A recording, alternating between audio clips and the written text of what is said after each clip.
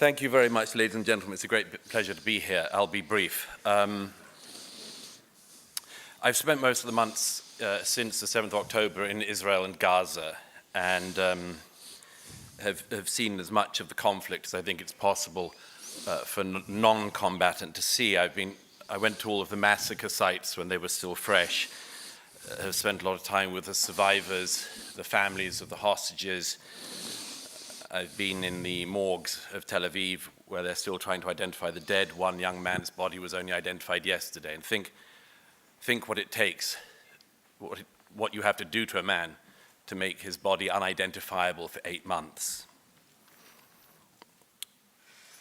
One of the things that struck me most after the 7th of October was I was at one of the reunions of the Nova Party. And these are all young people who'd seen their friends raped and murdered in front of them. One young man, a survivor, showed me footage from his phone, and it included footage of a young friend of his who didn't make it into his car and was lynched by a mob immediately afterwards. This young man, this survivor, said to me, "What would you do if this happened in your country?" And I thought, no, I didn't say, but it has. It has happened in my society, in my Europe, in my West. The scale may be different, but the terrorists are the same. It happened here in Paris at the Bataclan. It happened in Manchester, where 22 young girls were blown up for the crime of going to a pop concert. It happened at the Pulse nightclub in Orlando. The scale was different, but the perpetrators are all the same. They're always the same people who, whether in Toulouse or Port de Vincennes, Copenhagen or Mumbai, can never restrain themselves from targeting the Jews. Yet the sympathy of so many people here in Europe since the 7th has not been on the side of the victims, but on the side of the perpetrators. Too many people mistake the victim for the oppressor, the underdog for the overdog, and those who fight terrorism with those who dream of it and bring up their children to love it from the cradle. Consider this. In every European capital, as well as in America, photographs of the Israeli hostages still in captivity by Hamas have been put up.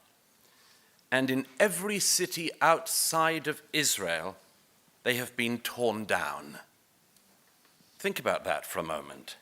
If someone in London or Paris loses their dog, they will put up a poster asking people to help find them. And if even one person in our society went around tearing down such a poster, we would ask what had happened in our society.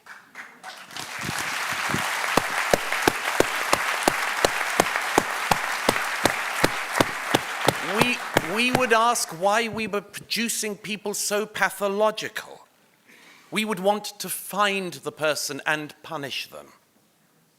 Yet when the missing are Jewish children, or Jewish women, or Jewish men, because there's no crime in being a man either. These posters are torn down. One of the relatives of the Bibas children held in captivity told me recently that he saw posters of his 1-year-old relative torn down in the center of Dublin. One other consideration. We have all for years heard the feminists issue a call on male sexual violence against women. Believe all women. But where was the solidarity? Where was the sympathy or even belief when the women were Jews? Bravo. Bravo. The belief evaporates. And I won't even go into the psychopathology and suicidalism of Queers for Palestine, who are a branch of Turkeys for Christmas.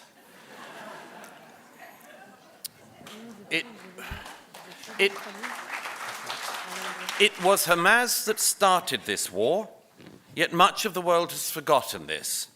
They've been fooled by Hamas propaganda into imagining that Israel is the aggressor.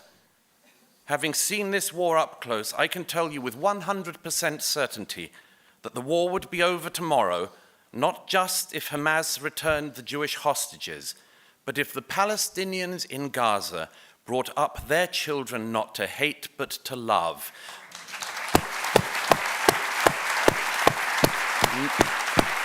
Not to aspire to a cult of death, but to join Israel in a belief in life, not to believe in destroying a state, but to put their energies into building one. Now, each era has its anti-Semitism. Anti-Semitism is famously a shape-shifting virus. Sometimes in the past, people hated Jews for their religion. Then you couldn't hate people for their religion, so people hated the Jews for their race. Then when you weren't allowed to hate people for their race anymore, you could hate the Jews for having and defending a state. This is the eternal challenge for the Jewish people. Gregor von Retzori, among others, showed us this. It's their challenge to be hated for being poor and for being rich. For being integrated and for not integrating. For being stateless, remember, rootless cosmopolitans, and also to be hated for having a state. But this is not only a challenge for the Jews, it's a challenge for all of us. As Vasily Grossman wrote in the dead center of his masterpiece, Life and Fate, and I quote, "Anti-Semitism is always a means rather than an end. It is a measure of the contradictions yet to be resolved. It is a mirror for the failings of individuals, social structures, and state systems. Tell me what you accuse the Jews of. I'll tell you what you're guilty of." Bravo!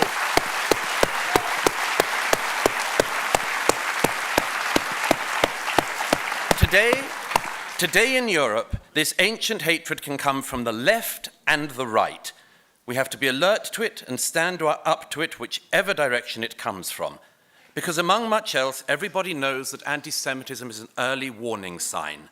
When a society starts to indulge in this lurid, paranoid fantasy, every other hatred comes next. We in Europe have a special debt to history and memory, and a special debt to the Jews. And not just because of what they suffered on our continent, but because of the richness of culture, learning, and faith that Jews have brought to our civilization. I say this at my most frank and deepest, at the deepest theological and philosophical levels. Our civilization could not exist without the Jewish people.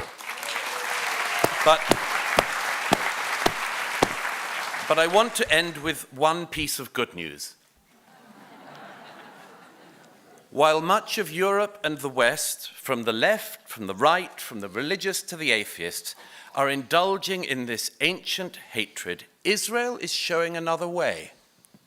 It's showing how Arab, Jew, Druze, Muslim, Christians, and others can live together and fight together. In recent months,